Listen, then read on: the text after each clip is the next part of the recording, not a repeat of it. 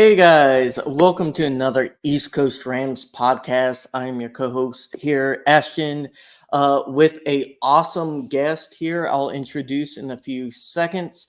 Zach is out having fun vacationing, and I'm sure probably having a heart attack during this game. How you doing, Scoot? I know Uh, people will recognize you from Twitter. I am doing great after winning on Sunday. Stress-free win per usual with the Rams. Yeah, no blood pressure issues. Don't. 0. We were uh, we were cruising the whole game. Oh yeah, cruising smooth, nothing blocked, no issues, just fantastic every play. Well, Scoot, let's kind of get into news and then we'll talk about the game a little bit more. Uh, Scoot, Tre'Davious White, uh, a great signing, or what we thought would be a great signing in the offseason, has been traded to the Ravens for a seventh round pick swap. What's your kind of take on White and that move by the front office? I was personally very excited about it, but we knew it came. It was kind of personally felt kind of like a low risk, high reward type of signing. Didn't sign him Mhm. for a massive contract, but didn't work out ultimately. I think the defense has been a lot better since he's been off the field. So appreciate what he brought in terms of like leadership for some of the younger guys on the team, but definitely wasn't gonna pan out. But I mean, now he's on that Ravens defense, and maybe he can make a difference somewhere. Maybe he just needed to change the scenery. Mhm. I do think he's still partially injured. So I believe some of his issues and his play was because they weren't expecting to start him, especially this early. And we lost two cornerbacks off the bat when Darius Williams got hurt, and then also losing our second year man. So yeah, it's one of those things where he wasn't supposed to be on the field at all, and I think he kind of got burned. He burned himself with the coaching staff, and he also got burned by the coaching staff. It was one of those things where you could tell like this team is very personal relationship based, and once you're on McVay's shit list, or sorry, a list, you can kind of tell McVay just wants you out of the office. And I'm not saying that exactly happened here, but you could tell they lost faith in him, and he didn't exactly want to stay here. And I would have personally liked him to stay and see if he could get healthy and get on the field a little bit more. But you know, I we got pennies, and it is what it is with this front office, getting back little than nothing. I mean, the fact we got anything at all, I thought he was going to get cut. I didn't even think we were going to get anything for him. So No. I'll take a late round pick. I'll take whatever. Yeah, yeah. Well, uh, we got something for him, so that's good. Um, so Joe Noteboom looks like he'll be activated from IR and will be able to start. And Jonah Jackson. Um, what do you make of that? Jonah Jackson, I feel like will go in a starting role. I don't think Noteboom will. Do you think they should start both, or should they bench both rookies, or should it be a mix? Um, I'm I'm kind of iffy because I think did they say Warren McClendon's going to start at right tackle? Yeah, I don't think anyone else can really fill in right tackle. Yeah, It, that's a big blow to the O line. One of the OG St. Louis Rams, Havenstein, going down. That hurt to see on Sunday.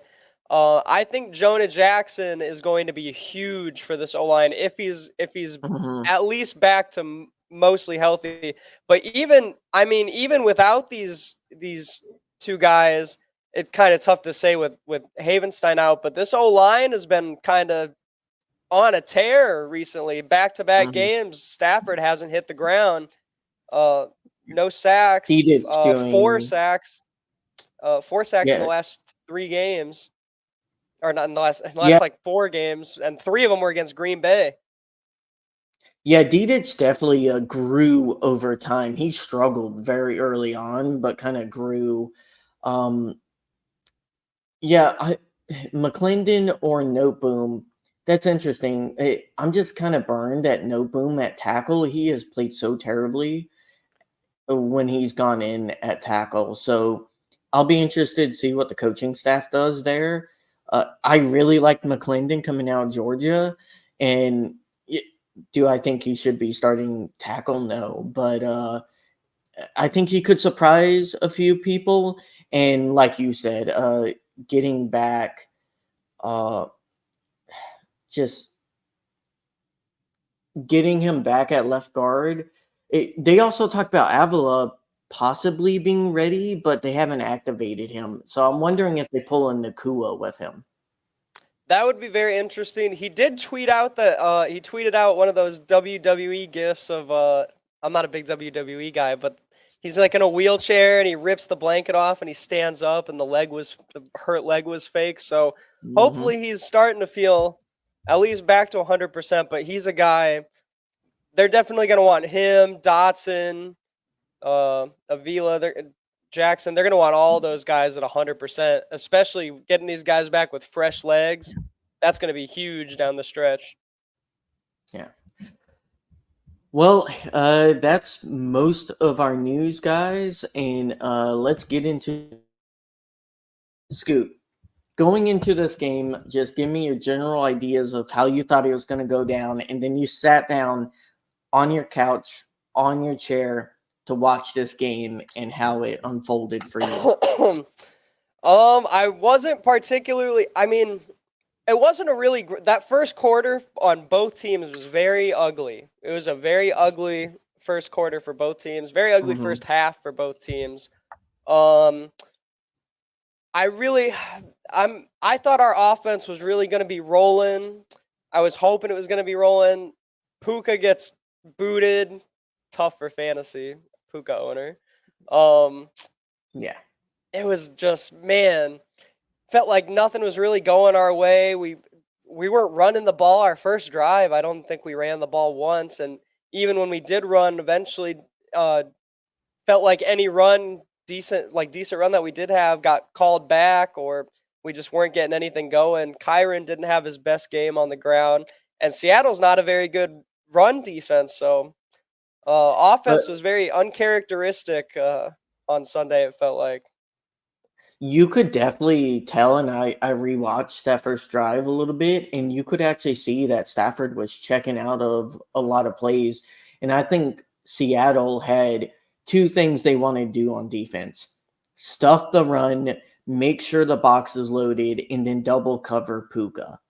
And they're like, you're gonna beat us with Cup, and we'll shift safety coverage over the Puka. And Puka was like double, triple covered at times, and they were just pushing everyone else on the D line towards Kyron. So I guess their theory of the game was you stop Kyron and Puka and like see if old man Cup can cook you.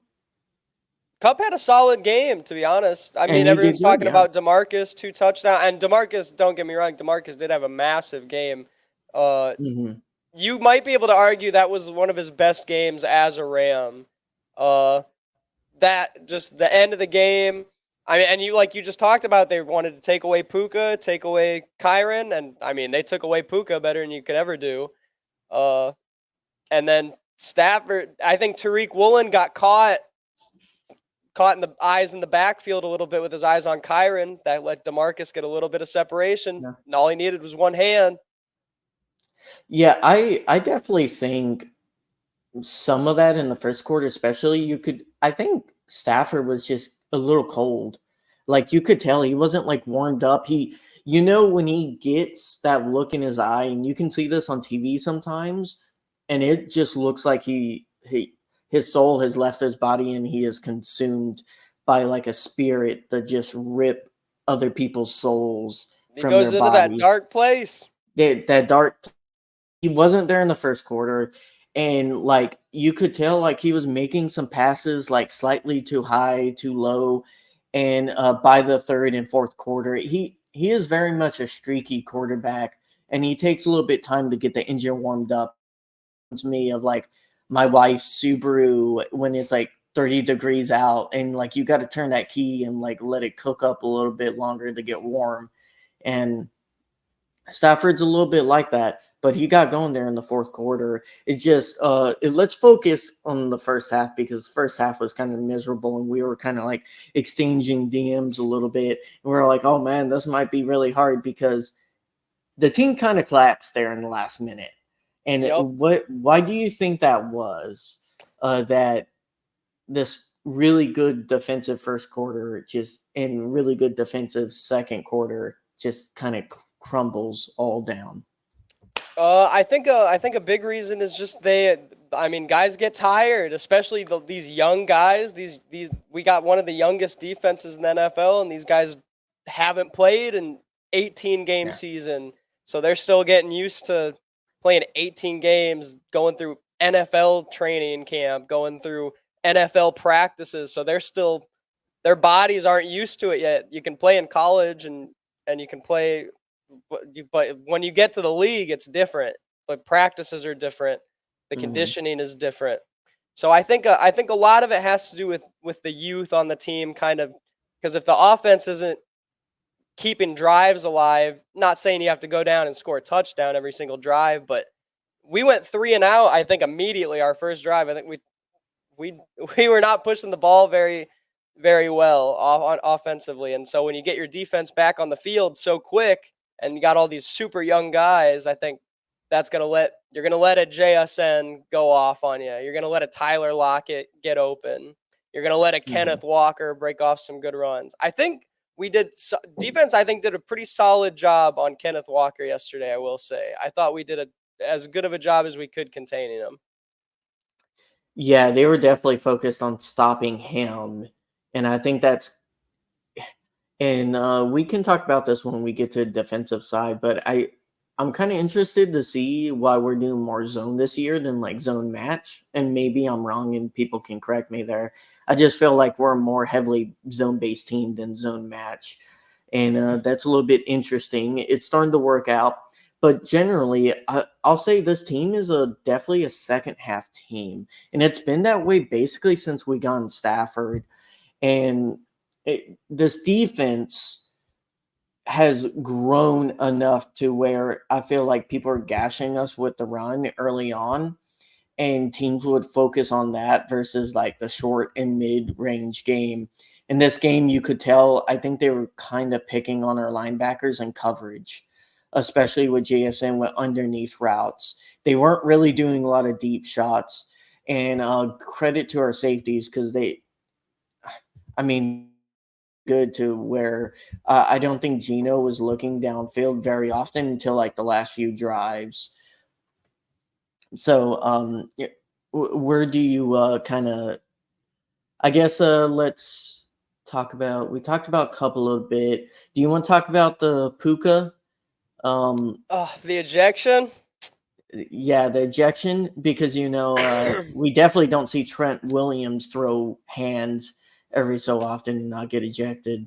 Yeah, I guess. I mean, the play was at least in my eyes. I'm biased, so like, of course, I'm gonna be like, it's it's bull, whatever. But I don't know. Felt like the play was already blown dead, and I think it was Tyler Dodson who shoved Puka, and I think the play was already dead. And Puka, I mean, some people have said it wasn't really a punch and it was just a shove back, but you could argue either way, I guess. But man, they're always going to get you on the retaliation. That's when the ref is going to. Hmm. That's what I think. Maybe it was worth a flag. I don't know if it was worth throwing him out of the game for it. Uh, as a Puka fantasy owner, I was pretty I was pretty upset about that. Yeah. I definitely agree with you. It definitely shouldn't have been a flag. He shouldn't have done it. Like, we're not here saying he should have like retaliated. Like, that's just a stupid thing to do. He's a young player, and hopefully he grows from this, because like that's what the Seahawks player wanted. He wanted a reaction, and Puka gave him that. Um, it definitely should have been flags on both teams. Like in my opinion, it should have been flag on him and should have been flag on Puka. Uh, but it to get ejected instantly without like any previous history of doing that or like anything else in the game. Maybe I'm wrong. Maybe you did something wrong. That seemed kind of extreme. We see people do something like worse than that, get a warning, and then if you do it second time, you get ejected, right? Yep, very soft ejection. I will say one. Yeah, I mean, I can't even in my mind. I can't even think of an ejection that soft in recent memory. That might be one of the softest I've seen in years. yeah. And the fact that they also didn't eject someone for a helmet to helmet hit that should have ended the game practically, potentially. I'll say that. Still got to kick a 40-yarder field goal, so who knows? But I it was just that ref crew, whether we lost or won, I thought they made bad calls on both teams. I just thought they were Both teams were inconsistent. terrible. I'll say that. I mean, Matthew Stafford doesn't. He's not one to get a roughing the passer call all the time. But I thought, man, I thought we got kind of lucky on that one where he's falling backwards. I thought we got a little bit Well, lucky on that one. so I said like it was kind of nuts that we got a roughing on that second one, but the first one was worse. That one actually kind of deserved because the dude landed on Stafford. You can't land and put your body weight fully on the QB. That one I was like, why didn't we get a roughing there and we got a roughing on the other one? It had no consistency. And it wasn't like it was just one team or the other. It was just they were consistently inconsistent. And I hate reffing crews like that. It just drives It me was. nuts because you It don't was. know what to expect. Yeah, I mean, there were 20 total penalties that game. That's Yeah, insane. Not even and imagine the ones that they picked up because they picked up a good couple of them. yeah. I would have been so angry on that pick six if they would have counted him falling down as like in front of someone as a like blindside block or I whatever. mean, kind of like the PI. The PI, the receiver just tripped. The No ghost hands on him. Like, PI, a ghost like apparently you. I was like, apparently you can't use the force now. Like, yeah. oh, I he mean, should have known better. we're He should gonna have picked him we're up. Rams fans, so we're not allowed to complain about PIs. Oh, We're but you never know what allowed. was a PI? The Ramsey, not also not Ramsey from Super Bowl. Just We're not allowed to complain about oh yeah, flags because all the flags go to LA because we're a big market team. apparently yeah. But let's get into the second half a little bit. So the Rams down, have a really good drive, get a touchdown. Robinson has a beautiful route, just like puts the guy on Cooked them, skates, just skates. And dude. Demarcus, kind of unrelated to the route, but his celebrations recently, the last couple of weeks, have been kind of fire. yeah, He's been pretty good. saucy with it. We're not good with celebrations in general outside of OBJ. He gave us a lot of good ones. Man, we're not really a big celly team, huh?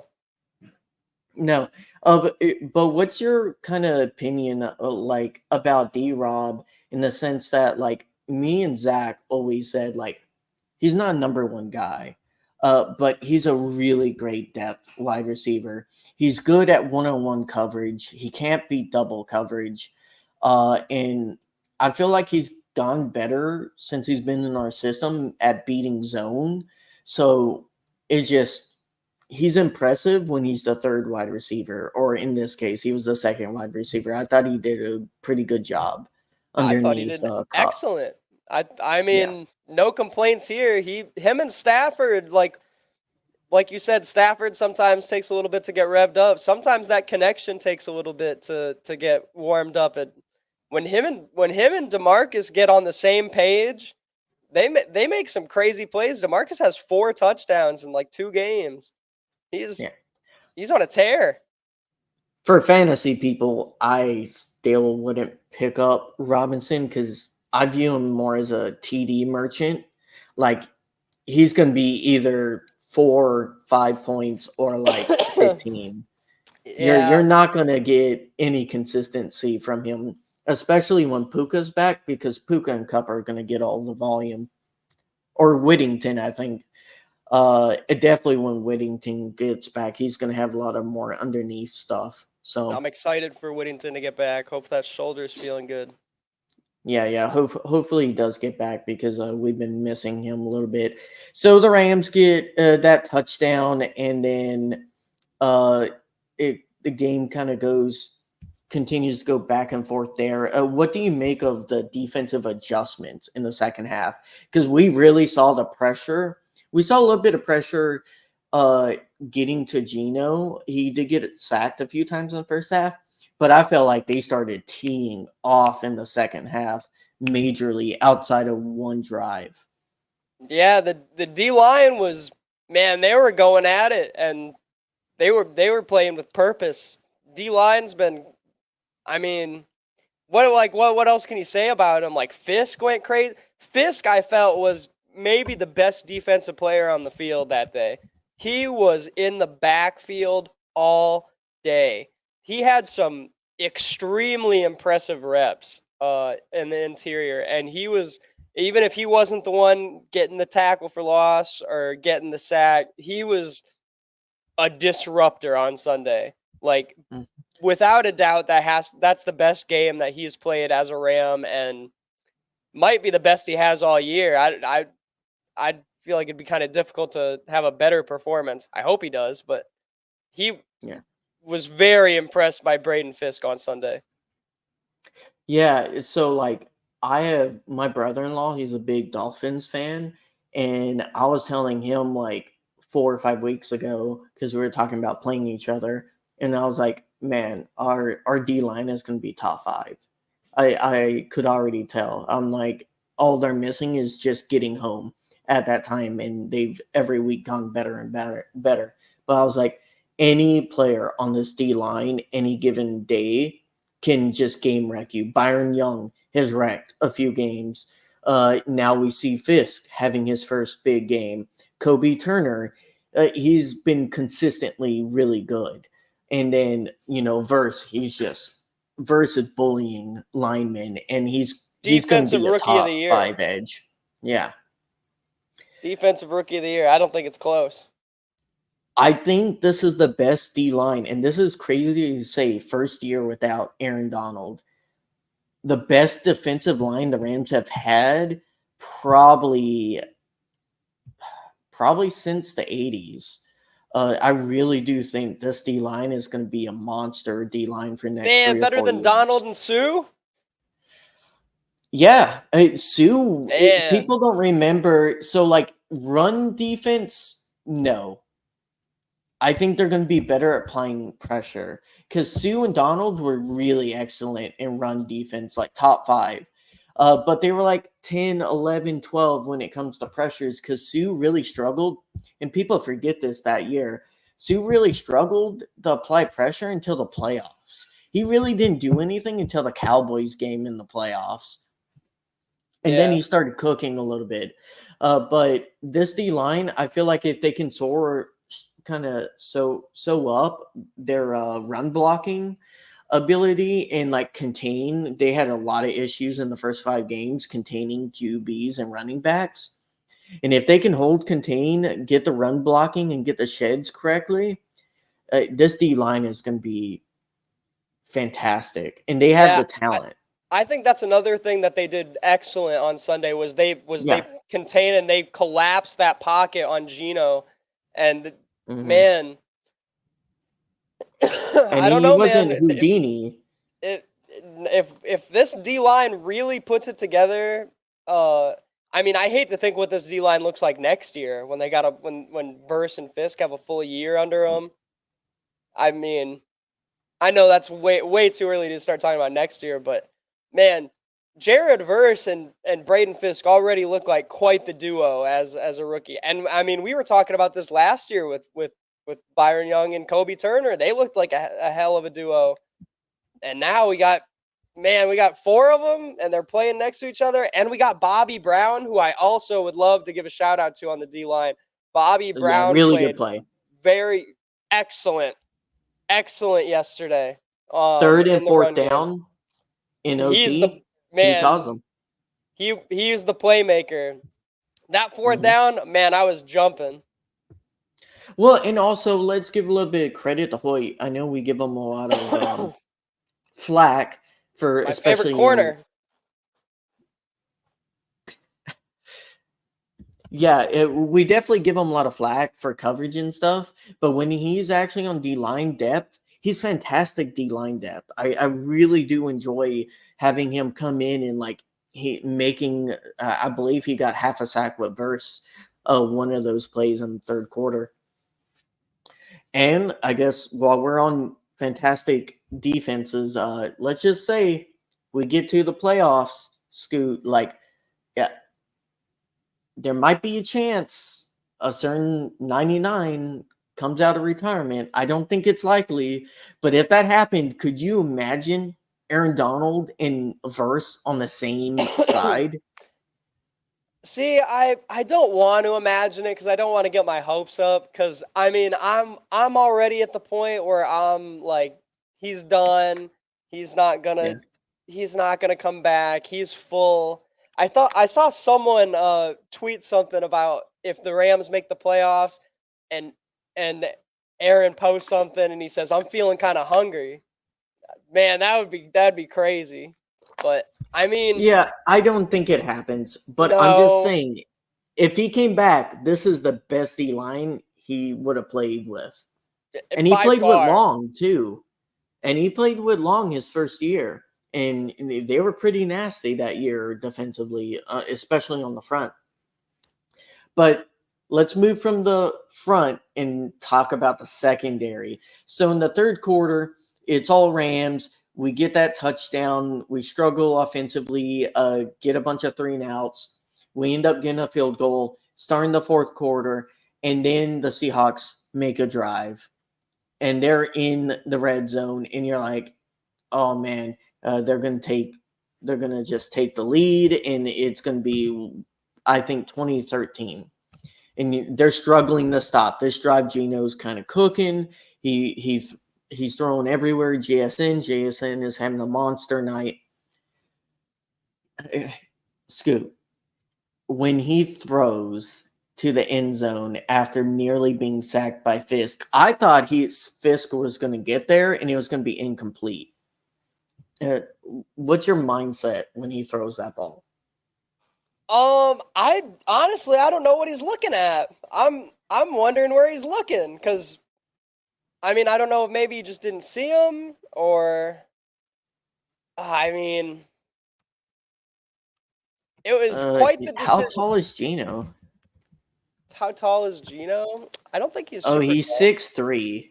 He's 6'3". Oh, never He mind. yeah, He's tall. He's tall he as heck. yeah, he should he, yeah, Damn. I now again it did look like in defense to him that originally because if you listen to Kitchen's interview with the Rams or Long, he was covering the flat originally. That was his assignment, and he kind of read Gino's eyes and just cut and kind of voided. So like if Gino like fake looked, he could have no looked to the running back. It would have been a touchdown.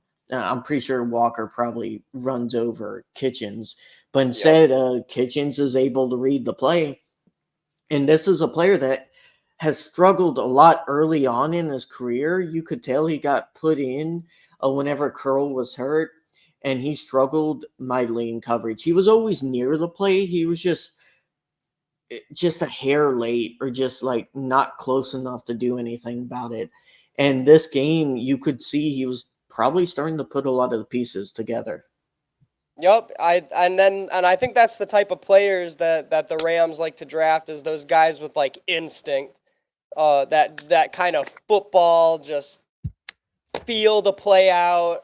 Not everything's Mhm. got to be like super mathematical, calculated, but guys that just kind of feel it. And I think that's like to go back to the front. I think that's guys like Verse and that's guys like Fisk. I think those are guys that feel it. And I think he really did start to put it together, and he had a great game. 100 longest pick return for a touchdown in franchise history, fourth longest in Third, NFL history, yep, third third longest. third Yep, longest. Cam Kinchins, have behind Ed yourself a day. Reed. Ed Reed had I believe he has both the two longer ones. Of course he does. That's pretty That's pretty pretty good good names company. to be. Yeah. Hopefully he can continue kind of with that growth. I really liked the pick when we got him in third round. I thought he definitely a kind of project safety. Uh I was more confident in him than like Rap. I liked Rap, but you could clearly see like early on he was going to be more box I was safety just about to style, like say Rap was really good at playing the run, but man, when you put him in coverage, he glorified wasn't. linebacker. Yeah. Yeah, he was.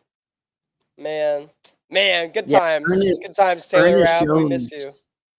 Ernest Jones was better in coverage than Rap was, and Speaking of, Ernest Jones almost got himself a pick on Mr. Matthew Stafford. Oh, that play made yeah, me have a he heart attack. dropped.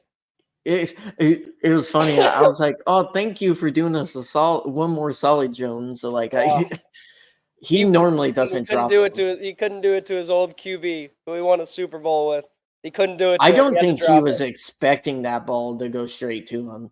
He was just like, "There's no way." Like you could tell his eyes were like, It's like, "There's no whoa. way this ball is like coming right here."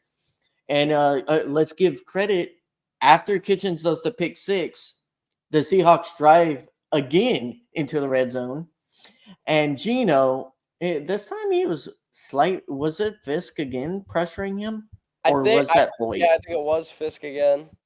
It was Man, I Fisk. would be surprised if it wasn't at this point. Fisk was in the backfield all day. Yeah, and he tosses it, and apparently in the interview, Kitchen says like he was like surprised. He didn't expect the ball coming at his direction at all, and he had to make like a sliding catch. And at first, I didn't think he caught it, but uh, he got his second one of the day. It was Yeah, pretty good. hey, just because they throw you one doesn't mean it's illegal to catch another one. Oh yeah, oh yeah.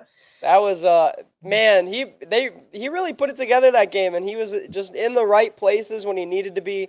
There was one play I think it got called back, but he got bullied a little bit on one play for a big gain, but I think they called it back on Seattle. Uh, and Kitchens. yeah, he had a big catch on him. Uh, but man, that I mean, you respond. What a response! 103-yard pick six, another pick, both of them in the red zone during huge, like massive stops. To be honest, this defense has like 7 takeaways in the last 3 games. Yeah, 3 defensive touchdowns. That's Insane. yeah, and I people were laughing at me when I said, "Oh, we have a top 5 defensive front." I really do believe that. Like they were just not able. They were getting they were getting the closest thing you can get to a sack without it being a sack. And some of these QBs were turning into Houdini, and I was like, just get them to the ground. And if we got them to the ground, those games would start changing, and we would have won a lot more of those games, even with our hobbled offense. And to see our offense getting healthier slightly, even taking a slight step back, and then also defense growing.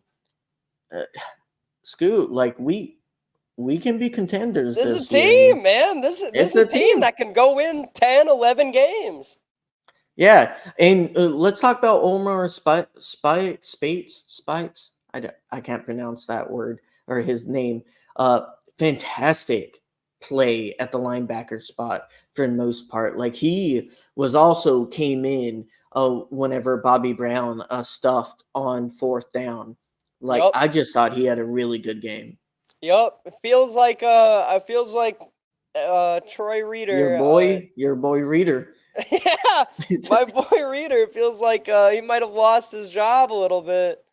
Uh I mean, I can't really Oh see an my god. argument over starting Troy Reader over Omar at this point cuz it just feels like I'm no offense to Troy Reader, but man, this defense sure plays a hell of a lot better when you're not on the field. Again, I've always said I liked Reader rotationally, but me and you were having conversations in 2020 about how much we wanted to move on from Reader being a primary starter. Oh And it yeah. is 2024, and he is somehow the Rams starting linebacker, or was Uh, potentially. yeah, man. I mean, and this isn't just me and you. This is a lot of people. It's kind of a meme in the Rams Discord about launching Troy Reader into the sun. And I mean that's still going strong to this day. But I mean, He's an NFL professional. I still think he's a fantastic athlete, super smart guy. for sure. Credit to him. Credit to him. But at the same time, He sometimes gets it's just looked. sometimes you got to move on. You got to get younger. You got to get more athletic, maybe. Yeah. And speaking of the dynamic duo of Reader and Roseboom, I think Roseboom had a pretty good day on Sunday. I Rose think Roseboom Boom, was okay on Sunday. Maybe not his best game I as a Ram, but I JSN was kind of going towards his side a yeah, lot. I thought he had an okay game. In terms of tackling, I thought he was a for sure tackler. He had I think he had Yes. 8 solo tackles. I thought he was a solid tackler. He was he Again, wasn't nothing was getting broken. Rose Boom is solid depth. I'm perfectly fine with him making the 53 and being a depth linebacker. Just not a starter. Just Nah. he's played the run outside of the Lions game, and you could say this game has not been the best run defense wise. So Yeah, I still feel I can't think of any plays that stick out in my mind, but I don't know why I came away from that game and I was like Roseboom had an okay game. well, that's I wish I because could think of I wish I could think of you what weren't seeing actually made him me think that. you weren't seeing him get bulldozed. That's why. That's Just yeah, like that's probably why he wasn't getting just he wasn't getting just mashed into the dirt for a broken tackle for an extra 14 yards. yeah, you remember? I think it was like 2 weeks ago. I like tweeted the announcer's like, "Oh, and he slips another tackle by the linebackers." I was like, "This is our lives watching Rams defense." Man, Majority of we're the starting time, to get the tackling, but we are. we're It's starting to getting learn how better. to tackle. Team effort. Team effort has been definitely there. I'm proud of this defense and the growth, and they're the reason we won the game. Yup. Definitely the reason we won the game. And the defense was not supposed to be the reason we're winning games. And hopefully, this offense can have more weeks like 2 weeks ago than this week, right?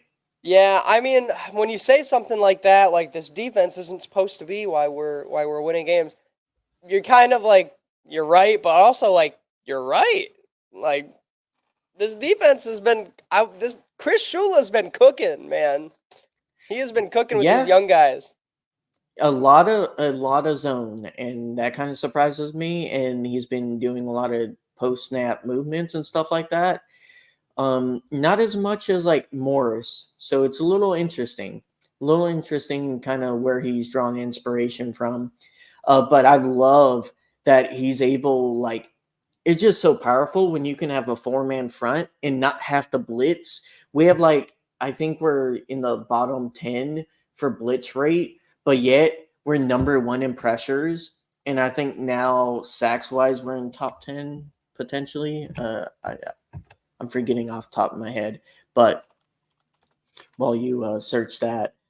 But yeah, man, the game goes into OT. The Seahawks have a really good 2 minute drive. JSN is cooking us like Thanksgiving turkey, and they don't go for two. They kick it.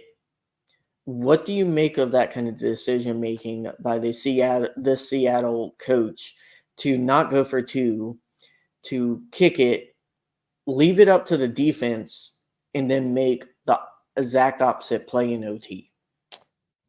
I don't know, man. I feel like just a lot of questionable decision making by Mike McDonald. I feel like I feel like maybe they're kind of struggling to find their identity on if they want to be super hyper aggressive, like a like a Harbaugh, like Brandon Staley. Brandon Staley's super aggressive. Um, I That didn't mean, work out for him. I I don't even hate their decision to go for it on 4th and 1 exactly at the end overtime. Mm. Because I mean, you have Kenneth Walker, right? Like, and tell me you don't trust Kenneth Walker to get a yard. No, not with how our D line was playing all game. I think that's the difference is you look at the situation and there you only need one stop and outside of what 2 drives the entire game, what has our offense been able to do? They've been stuffing you. You trust your defense there and you kick the field goal. You I mean, I understand it's Walker and he had but he was struggling all game and we were stuffing it for the most part and our boys were ready for it. Yeah, they Ready were. for it. I mean, they met him in the backfield with a fury. They were back there. That He play got a had little push. He he got got a a little little. bit of a push, but man, Yeah, Bobby Brown and Omar Speights and Michael Hoyt, they were they got him. man, they were surrounding him. They weren't going to let that play ever get through. Yep. So Uh, they turned it over on downs. We get the ball, and Stafford threw. I already had a few heart attacks this game, but when he threw that one to Johnson, I thought it was picked. I thought it I was pick two. I thought that I was like, oh man, that's game over. Yep, I thought Stafford threw a pick, and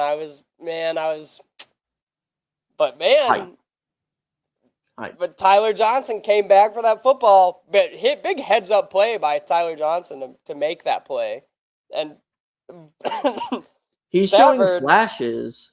He just needs to get more consistent. Like I like Tyler Johnson. I just feel like he's not consistently getting open yet. Yeah, he's just struggles to get the separation, but man, he's there. There's quite a few times this year where Tyler Johnson has stepped up and made a play when he needs to make a play, and Hmm. that's definitely one that's going to stand out by the time the end of that play specifically. By the time the season's over, that play is going to stick with me for sure. When I think of Tyler Johnson, because And man, Stafford. that kicked that whole drive off, and Yeah. man, we were cooking from there. Like Yeah, we were Stafford had that eye, like look in his Yep, eye. He's like, I'm ending Stafford this was in game. that dark soul snatching place. Yeah. So we dink and dunk. Cup gets a few receptions and the play fake happens. And it you describe the play fake and your reaction to it. So man, I thought he was going to be going short to the tight end. I thought he was going to be just kind of a quick play. Stafford's Yeah. rolling out, and then I see him look up, and I'm like, oh, I was like, he's launching it, and he man throws it, drops it in a bucket for Demarcus. Demarcus, I think he's getting held on the play by Tariq Woolen. Grabs it Yeah. one-handed, comes down with it, no debate, doesn't hit the ground. What a cold catch. Yeah. Would you say that's his best catch of his career with the Rams? I mean, if I'm hard pressed to find another one. Yeah. One-handed in overtime in Seattle, and like, I mean, a lot of people are talking about Seattle's home field advantage. Is it really a home field advantage? I think they're 15-15 their last 30 home games. But I mean, Seattle's a loud crowd, and Yeah. in overtime, that crowd is probably going nuts. Yeah, I don't think Stafford expected that route to be open at all. I don't think so either. And like I said it earlier. I think that the plan was Kyron to take Kyron out of the game, and I think Tariq got caught looking in the backfield a little bit, and Demarcus just got that Oh, little he bit. cooked him. I was trying to be a little bit nice. I'm not a big Tariq Woolen fan, but I think he's all right. But man, he did get kind of cooked. And DeMarcus, man, I'm just like I can't even believe it happened almost. Like that's like a fairy tale ending, not like quite like a Super Bowl, but just an ugly performance all game.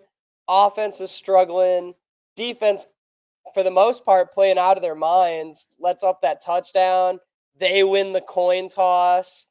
Like I was getting flashbacks. I was in Detroit when we lost in Mm, overtime, and I was kind of getting flashbacks of Detroit. Montgomery and Gibbs. I don't even think Jared threw the ball once in that No. overtime drive, and Yeah, I was getting flashbacks a little bit, and I was like, oh man, I was like, is this gonna be like a Kenneth Walker special, and we're just gonna get gashed because the defense is super tired? But it man, they kind of stepped. it kind of reminded me of similar to like the Bucks playoff game where like we just had so many minutes of like the offense like can't do anything, and then like the last drive you could tell Stafford's like, I'm done, I'm gonna just cook these fools and end the game here, and Yep. just lobs it up to Cup, which if Cup was a little bit faster, he probably gets touchdown on his, but he just kneels it and then we can kick the field goal. So yeah, Yep. They good I stuff. man, I don't I we said we didn't think Stafford was going to throw that ball, but man, I don't think there's a world where Matthew Stafford's like, yeah, I want 3. I think Matthew Stafford was like, I'm leaving here with 6. Yeah. Well, man, you got any other comments about the game? It was a wild ride.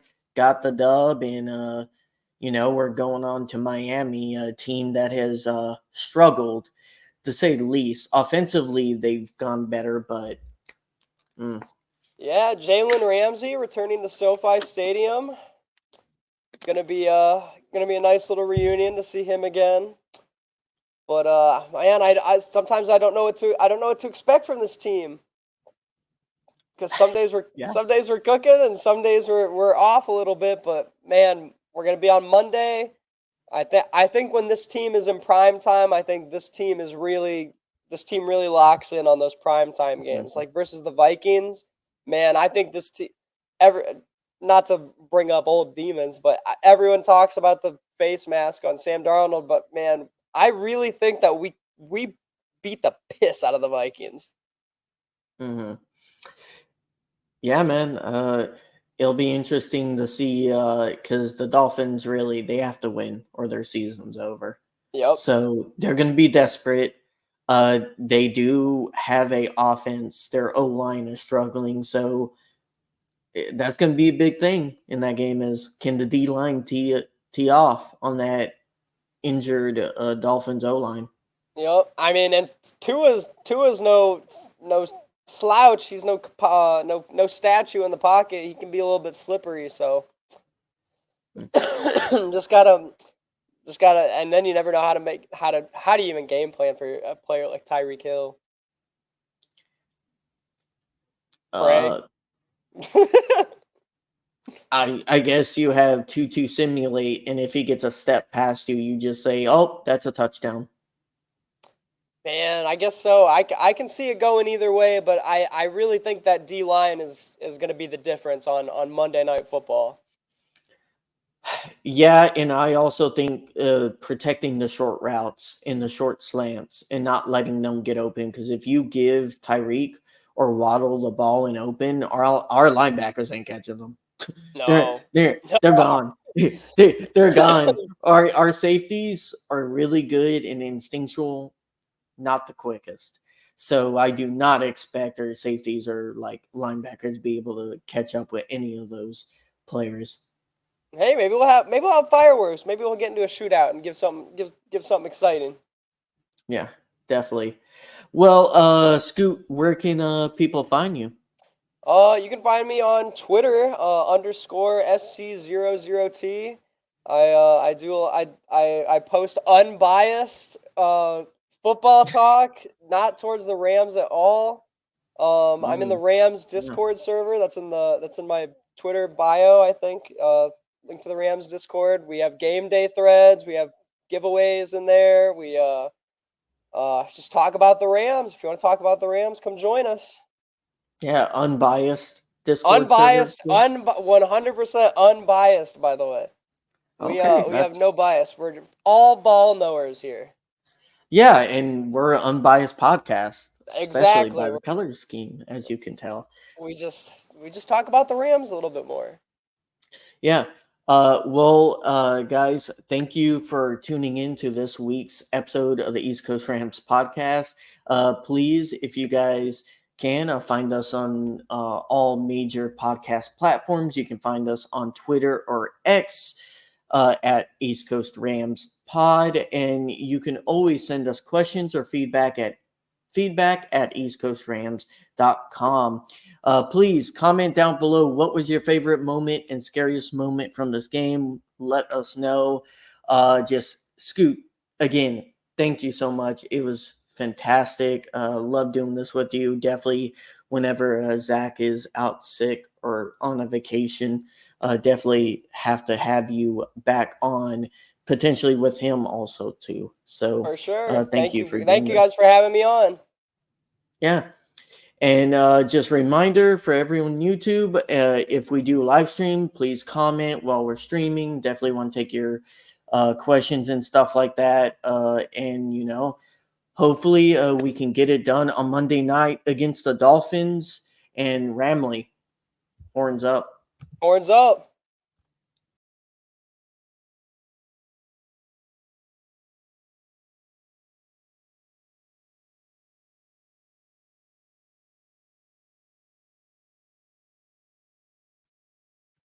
Thank you, Yes, man. That thank was you, man. fantastic. Awesome.